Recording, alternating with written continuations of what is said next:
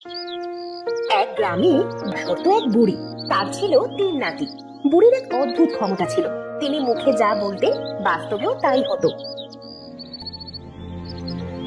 একদিন বুড়ির বড় নাতি এক সওদাগরের মেয়ে বিয়ে করে বাড়ি নিয়ে এলো। বুড়ি তখন ধ্যান করছিল। মেজ নাতি তার পিছনে এসে বলল, দিদি বুড়ি, দেখে যাও বড় দাদা তোমার জন্য কি নিয়ে এসেছে। বড় যা এনেছে তা 3 ভাইয়ে মিলে ভাগ করে নাও। বুড়ির এই কথা শুনে সবাই চমকে উঠল। এ কি বলছো তুমি? চোখ খুলে দেখো, দাদা কি নিয়ে এসেছে। আহ, কতবার তোদের বললাম, যা এনেছে 3 ভাই মিলে ভাগ করে নে, আর ধ্যানের সময় বিরক্ত করিস না। এই, তোদের হয়েছেটা কি? তুমি চোখ খুলে দেখবে তো নাকি দাদা বিয়ে করে বউ নিয়ে এসেছে। বিয়ে করে বউ নিয়ে এসেছে? কখন? কোথায়? এই তো বাইরে দাঁড়িয়ে আছে, কিন্তু তুমি এটা কি করলে? তোমার কথা সত্যি হলে? ছি ছি ছি ছি ছি ছি। ওরে, আমি তো তা বুঝতে পারিনি। তোরা তো আগে আমার সবকিছু খুলে বলবি। এ কি হলো বিধাতা, এ কি হলো? এই অকাল কুষ্মাণ্ড বামুনের দলের কি কখনো বুদ্ধি শুদ্ধি হবে না? বুড়ির কথা শেষ না হতে হতেই এক অদ্ভুত ঘটনা ঘটল। বড়, ছোট আর মেজ নাতি বামুনে পরিণত হলো। তা দেখে নতুন বউ ছুটে আসলো। কি করলেন আপনি? আপনি ওদের বামুন বানিয়ে ফেললেন। হায় বিধাতা, আমার কপালে কি তাহলে এই লেখা ছিল? বউয়ের কথা শুনে বুড়ি চোখ খুলল। তিনি তার ভুল বুঝতে পারলেন। হায় হায়, এ কি করলাম আমি? রাগের বশে আমার 3 নাতিকে বামুন বানিয়ে ফেললাম। এখন কি হবে গো? আর কেঁদো না গো দিদি বুড়ি, যা হওয়ারটা হয়েছে। এখন এই বামুন জীবন থেকে মুক্ত হওয়ার উপায় বলো, তার নিশ্চয় তোমার জানা আছে। উপায়? হ্যাঁ হ্যাঁ, উপায় একটা অবশ্য আছে, কিন্তু সে বড় কঠিন পথ। কি উপায়? তুমি সবকিছু আমাদের খুলে বলো। যত কঠিন হোক, আমাদের আগের জীবনে ফিরে আসতে হবে। শোনো তাহলে, ঠিক বড় বউয়ের মতো দেখতে আরো 2টি মেয়ে পৃথিবীতে আছে। মেজ আর ছোট যদি সেই 2 মেয়ের গলায় মালা পরাতে পারিস, তাহলেই এই অভিশাপ থেকে তোরা মুক্তি পাবি। কিন্তু কোথায় পাবো সেই মেয়েদের, তা তো আমরা জানি না। প্রথম জন হলো ড্রাগন দ্বীপের ঘুমন্ত রাজকুমারী, আর দ্বিতীয় জন হলো বিজয়পুরের অন্ধ রাজকুমারী। আর মনে রাখবি, তোদের হাতে কেবল 3 দিন আছে। এই 3 দিনের মধ্যে 2 জনকে খুঁজে বের করতে হবে। কিন্তু ড্রাগন দ্বীপ তো অনেক দূর, বিজয়পুর আরো দূরে। এত অল্প সময়ের মধ্যে কি করে খুঁজে বের করবো? আমি তোমাদের সাহায্য করছি। আমি এমন এক জাদু জানি, যার দ্বারা মাত্র 2 দণ্ডের মধ্যে তোমরা ড্রাগন দ্বীপে পৌঁছে যাবে। তাহলে তো ভালোই হলো, আমরা ঠিক সময়ে দুজনকে নিয়ে বাড়ি ফিরতে পারবো। বড় বউ, তুমি আমাদের পথ দেখাও। তোমরা আমার চোখের দিকে তাকাও, দেখো সেখানে সমুদ্র দেখা যাচ্ছে। 3 বামুন সত্যি সত্যি বড় বউয়ের চোখে নীল সমুদ্র দেখতে পেল। তারপর সেখানে এক সবুজ দ্বীপ ভেসে উঠল। এবার তোমরা চোখ বন্ধ করো, মনে মনে কল্পনা করো সেই দ্বীপে আছো। বড় বউয়ের কথা শুনে 3 বামুন চোখ বন্ধ করলো। পরক্ষণে চোখ খুলতেই নিজেদের এক জঙ্গলের মধ্যে আবিষ্কার করলো। এই কোথায় এলাম দাদা? আমরা তো দিদি বুড়ির ঘরে ছিলাম। আরে গাধা, বড় বউ কি বললো শুনলি না? ও যে আমাদের ড্রাগন দ্বীপে পৌঁছে দিয়েছে। বাবারে, তাহলে তো এই দ্বীপে ড্রাগন আছে। ওরা যদি আমাদের আগুন দিয়ে পুড়িয়ে ফেলে? না ছোট, বুড়িমা কি বললো শুনলি না? সব ড্রাগন আর ড্রাগন রাজকুমারী এখানে ঘুমিয়ে আছে। প্রথমে আমাদের ওকে খুঁজে বের করতে হবে, তারপর সব খুলে বলতে হবে। তাহলে আর সময় নষ্ট করে লাভ নেই, চলো ঘুমন্ত ড্রাগন রাজকুমারীর সন্ধান করি। 3 বামুন মিলে তখন ড্রাগন রাজকুমারীকে খুঁজতে শুরু করলো। কিছুক্ষণ হাঁটার পর তারা এক ড্রাগন দেখতে পেল। দাদা দেখো, ওই যে ড্রাগন পাহাড়ের নিচে ঘুমাচ্ছে। তাই তো দেখছি, আর তার পাশে বড় বউয়ের মতো একটা মেয়ে ঘুমাচ্ছে। ওটা নিশ্চয়ই ড্রাগন দ্বীপের সেই রাজকুমারী। দিদিমা বলেছিল রাজকুমারী দেখতে ঠিক বড় বউয়ের মতো। তা বটে, কিন্তু ও তো ঘুমোচ্ছে। ওকে না জাগালে যে আমাদের উদ্দেশ্য পূর্ণ হবে না। এখন জাগাবো কি করে?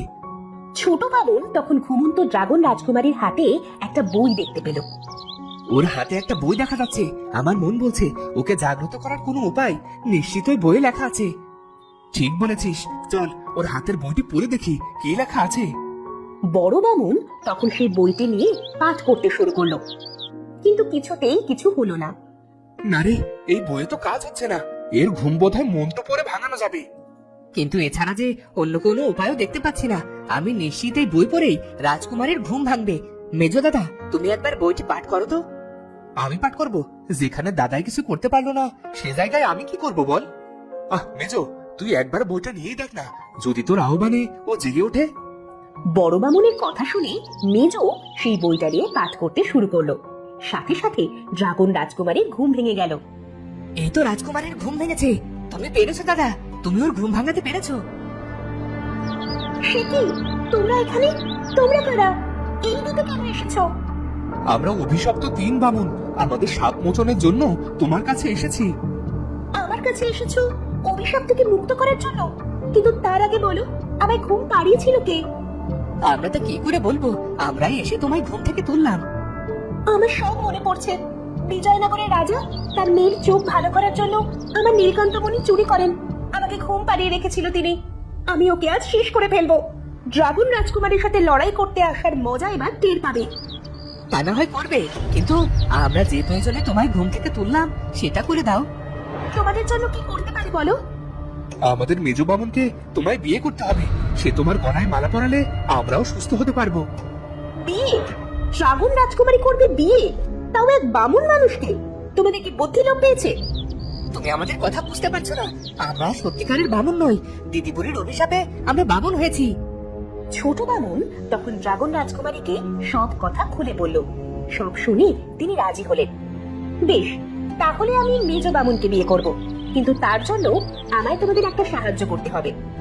কি সাহায্য বলো? বিজয়নগর থেকে নীলকান্তমণি আমায় এনে দিতে হবে। ওটা ছাড়া আমি কাউকে বিয়ে করতে পারবো না। বেশ, তাহলে আমরা মহারাজ বিজয়ের কাছে গিয়ে সেই মণি নিয়ে আসছি। তোর কি বুদ্ধি শুদ্ধি কোনোদিন হবে না দাদা? তুই যেতেই মহারাজ বিজয় সে মণি দিয়ে দেবেন? তা বটে, তবে আমার কাছে এক বুদ্ধি আছে। সেই মতো কাজ করলে নীলকান্ত মণি আমাদের হাতে চলে আসবে। কি বুদ্ধি বলো? মেজ বামুন তখন সবকিছু খুলে বলল। সব শুনে ড্রাগন রাজকুমারী বলল, বেশ, তাহলে আমি তোমাদের কথা মতো কাজ করছি, কিন্তু মনে রেখো নীলকান্ত কিন্তু আমায় ফিরিয়ে দিতেই হবে। সে নিয়ে তুমি ভেবো না, তুমি আগে তোমার কাজ করো, আমরা মণি নিয়ে আসছি। ড্রাগন রাজকুমারী তখন তার ড্রাগনের পিঠে চড়ে উড়ে গেল। এদিকে রাজকুমারী অম্বালিকার চোখ নীলকান্তমণির সাহায্যে ভালো হলো না। শুধু শুধু বাবা দূর দেশ থেকে নীলকান্তমণি নিয়ে এলেন, কিন্তু তা দিয়েও কিছুই হলো না। সাধু বাবা তো আগে তাই বলেছিলেন। এখন আবার শুনলাম ড্রাগন রাজকুমারী যদি আপনার চোখে সেই মণি স্পর্শ করে তাহলে আপনার দৃষ্টি ফিরে আসবে। ড্রাগন রাজকুমারী কি কখনো এই কাজ করবে? শুনেছি সে নাকি মণি নিয়ে রীতিমতো যুদ্ধ করেছে। হ্যাঁ রাজকুমারী, তারপর সাধু বাবা এক বিশেষ বইয়ের সাহায্যে তাকে ঘুম পাড়িয়ে রেখেছেন। সখী, আশেপাশে কোথায় সুগন্ধি ফুল ফুটেছে মনে হচ্ছে। পুকুরের পাশে কাঁঠাল চাপা গাছে ফুল ফুটেছে। আমার জন্য কয়েকটা চাপা ফুল নিয়ে এসো সখী, আমি খোপায় পরবো। সখী তখন চাপা ফুল নিয়ে আসতে গেল। এমন সময় আকাশ থেকে এক অদ্ভুত শব্দ শোনা গেল।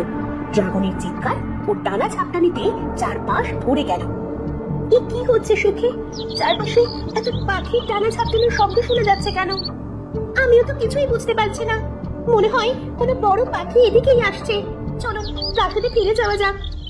সখীর কথা শেষ হওয়ার আগে ড্রাগন রাজকুমারী তার ড্রাগন নিয়ে সেখানে চলে এলো। তারপর রাজকুমারীকে নিয়ে সেখান থেকে পালিয়ে গেল। এ কি হলো বিধাতা? ড্রাগন যে রাজকুমারীকে নিয়ে যাচ্ছে। না না, তা হতে দেওয়া চলবে না। এই কথা আমাকে এক্ষুনি মহারাজকে জানাতে হবে। এই বলে সে মহারাজের কাছে ছুটে গেল। কি, ড্রাগন এসে আমার রাজকন্যাকে তুলে নিয়ে গেছে? এ কি করে সম্ভব? আমি সেই সমস্ত ড্রাগনকে ঘুম পাড়িয়ে রেখেছিলাম, ওরা জেগে উঠলো কি করে? আমি যতদূর জানি 3 জন বামুন ড্রাগন রাজকুমারীকে জাগিয়ে তুলেছে। কিন্তু কেন? ওরা কি জানে না একবার ওসব ড্রাগন ছাড়া পেলে সমস্ত রাজ্য ধ্বংস করে ফেলবে? তা আমি বলতে পারছি না মহারাজ, তা ওদের জিজ্ঞাসা করলেই ভালো হবে। প্রহরী, প্রহরী, ওই 3 বামুনকে নিয়ে এসো, আমি শুনতে চাই ওরা এই কাজ কেন করলো। প্রহরী তখন 3 বামুনকে মহারাজের কাছে নিয়ে আসলো। তোমাদের এত বড় সাহস, ড্রাগন দ্বীপের রাজকুমারীকে তোমরা জাগ্রত করেছো? তা এক বিশেষ কারণে মহারাজ। কি কারণে? রাজকুমারী আম্বালিকার চোখের দৃষ্টি ফেরানোর জন্য আমরা এই কাজ করেছি। মেয়ের দৃষ্টি ফিরে পাওয়ার কথা শুনে মহারাজ খুশি হয়ে উঠলেন। তোমরা পারবে পারবে আমার মেয়ের চোখের দৃষ্টি ফেরাতে? পারবো, তার জন্য আমাকে নীলকান্ত মনে দিতে হবে। বেশ, দেব, তোমার নীলকান্ত মণি দেব। তবুও আমার মেয়েকে সুস্থ করে দাও। কিন্তু মহারাজ, রাজকুমারী এখন ড্রাগন রাজকুমারীর হাতে বন্দি, আগে যে তাকে উদ্ধার করতে হবে। তাই তো, কিন্তু কে করবে আমার মেয়েকে উদ্ধার? এমন কি কেউ আছে? সে কাজ আমি করব মহারাজ, কিন্তু তার বিনিময়ে রাজকুমারীর সাথে আমায় বিয়ে দিতে হবে। বিয়ে? তা না হয় দিলাম, তবুও আমার মেয়েকে উদ্ধার করে দাও। মহারাজ বিজয়ের কাছ থেকে নীলকান্ত মণি নিয়ে তিন বামুন তখন চোখ বন্ধ করলো। সাথে সাথে তারা আগের জায়গায় ফিরে আসলো। ড্রাগন রাজকুমারী আগেই অম্বালিকাকে নিয়ে দিদিবুড়ির কাছে চলে এসেছিল। তোমরা এসেছো, তাহলে এখন শুভ কাজ সম্পন্ন করা যাক। তা পড়াবো, কিন্তু তার আগে ড্রাগন রাজকুমারীকে বলো আম্বালিকার চোখের দৃষ্টি ফিরিয়ে দিতে। দিচ্ছি, এ নিয়ে তুমি ভাবতে হবে না। দিদিবুড়ি কি কি করতে হবে তা আমায় সব বলে দিয়েছেন। ড্রাগন রাজকুমারী তখন নীলকান্ত মণি নিয়ে অম্বালিকার চোখে দৃষ্টি ফিরালেন। তারপর তিন বামুন মিলে তিন বউয়ের গলায় মালা পরিয়ে দিল। সাথে সাথে তারা আগের অবস্থায় ফিরে আসলো।